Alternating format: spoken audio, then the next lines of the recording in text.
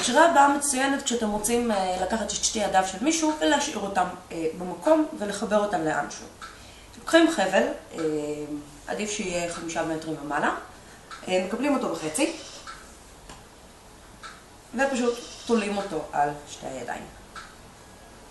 חשוב לשמור שהמרחק בין שתי הידיים הוא בערך 2 אגרופים. את החבלים פשוט מעבירים מלמעלה ולמטה ומקפידים שהם לא עולים אחד על השני.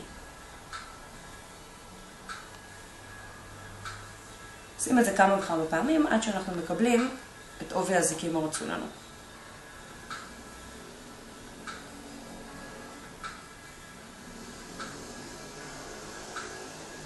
כשקיבלנו את עובי הזיקים שאנחנו רוצים, לוקחים את החבלים ובעצם עושים מעין חיבור משולש כזה, כמו בעטיפת מתנה, ומעלים את החבלים למעלה.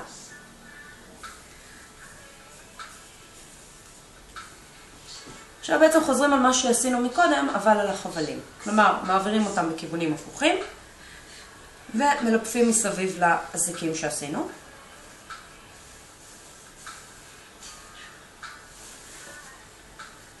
תוך שאנחנו כמובן שומרים שהם לא עולים אחד על השני, בשביל לא לעצור את צבעת הדם.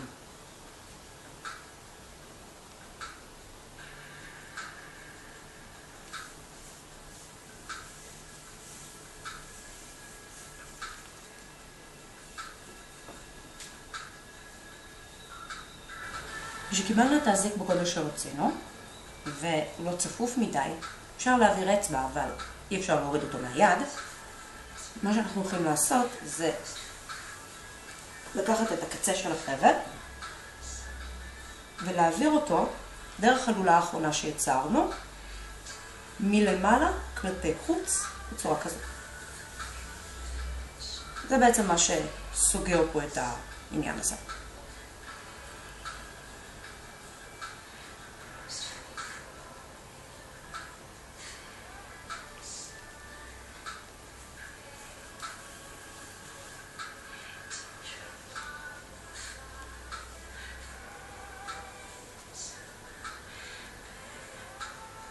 שני החבלים האלה אפשר לקשור לכל דבר שתרצו, אם למרגילות המיטה או עם נעליה.